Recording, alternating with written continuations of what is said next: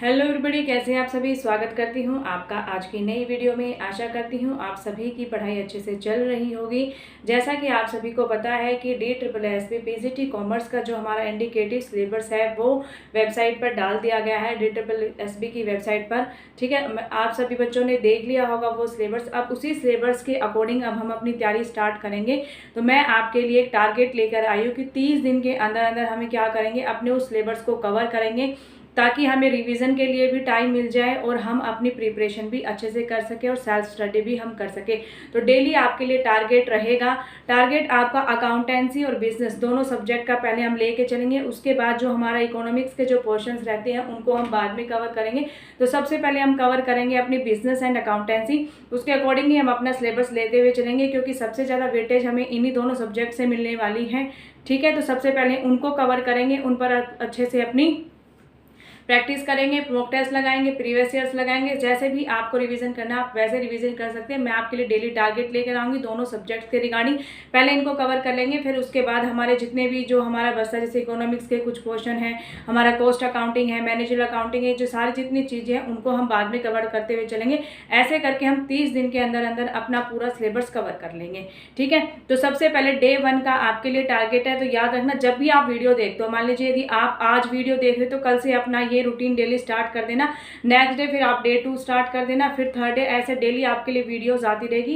यदि आप चैनल पर नए हैं तो चैनल को सब्सक्राइब कर ले ताकि आपको नोटिफिकेशन मिल जाए वीडियोस का और आपको अपना टारगेट पता चल जाए कि कल आपको क्या करना है। जैसे मान लीजिए आपने अभी आज इस वीडियो को देखा, वीडियो को देखने के बाद अपने सारे जितने भी टॉपिक्स मैं आपको बताती हूँ वो उसको नोट डाउन कर लें एंड नेक्स्ट डे अब वहीं से आप अपना क्या करें, टारगेट को स्टार्ट करें। डेली टारगेट देखिए, यदि कंप्लीट करेंगे तभी आपका सिलेबस कवर हो पाएगा, अदरवाइज कवर नहीं हो पाएगा। जिन बच्चों ने पहले से प्रिपरेशन कर रखी है तो उनके लिए अच्छी बात है, क्योंकि टॉपिक हमारे वही सेम है, बस कुछ आपको ऐसे चढ़ा बढ़ाकर चीज़ों को दे दिया गया है कि आप कंफ्यूज हो गए हैं कि आपको क्या करना है। ठीक है, तो जिन बच्चों ने प्रैक्टिस कर रखी है उनके लिए अच्छी बात है। कुछ एस्पिरेंट्स हमारे ऐसे हैं जो अभी स्कूल में टीचर होंगे प्राइवेट स्कूलों के अंदर, अब उनकी भी छुट्टियाँ हो गई है, तो उनके लिए भी एक बड़ा अच्छा मौका है। अब आप छुट्टियों को यूटिलाइज करिए। और देखिए, पार्ट 1 भी आपके लिए ज़्यादा इंपॉर्टेंट है, ये नहीं कि पार्ट 2 पर आप ज़्यादा ध्यान दें। पार्ट 1 भी उतना ही इंपॉर्टेंट है जितना पार्ट 2 है। यदि आप पार्ट 1 पर अच्छे से प्रिपरेशन नहीं करेंगे तो पार्ट 2 आपको सिलेक्शन नहीं दिला पाएगा। इसलिए पार्ट 1 की भी मैं डेली अब टारगेट सेट करने वाली हूँ, उस वीडियो को भी आप देखना। ठीक है, आप नोटिफिकेशन ऑन कर लेंगे तो आपके पास नोटिफिकेशन आ जाएगा।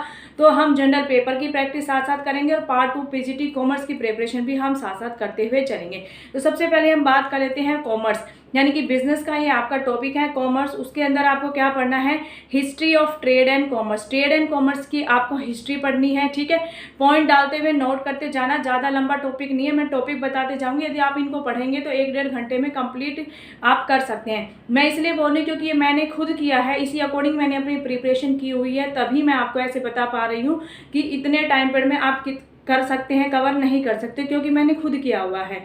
ठीक है, history of trade and commerce. Second topic है बिजनेस। बिजनेस में आपको क्या क्या पढ़ना है, meaning, concept, characteristics and classification of business activities.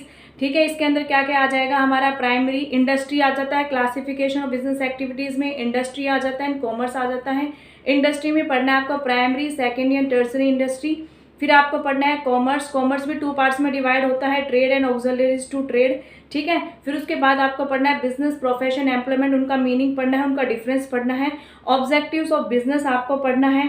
फिर उसके बाद में आपको business risk, nature of business risk and causes of business risk. तो ये था हमारा बिजनेस का टॉपिक, यानी कि ये कंप्लीट एक चैप्टर दिया गया है आपका PGT कॉमर्स की। जब हम प्रिपरेशन करते हैं ये फर्स्ट चैप्टर आपको कंप्लीट कर लेना है। ठीक है, इसके नोट्स भी बनाना चाहते हो तो नोट्स भी प्रिपेयर कर लेना। अदरवाइज ये सारी चीज़ें हमने 11th-12th में पढ़ी है, तो आपको नोट्स बनाने की भी जरूरत नहीं है। यदि आप इनको रीड भी करेंगे तो आप इजीली अंडरस्टैंड कर सकते हैं और इनके आप PYQ भी लगा लेना। ठीक है, किसी भी वेबसाइट से आपको मिल जाएंगे PYQ, या प्रीवियस ईयर की आप कोई बुक परचेज कर लीजिए, वहाँ से भी आपको PYQ मिल जाएंगे। अदरवाइज मैंने भी डाल रखी है हमारे PYQ, आप प्लेलिस्ट में जाकर करना, चेक कर लेना, वहाँ पर भी आपको मिल जाएंगे।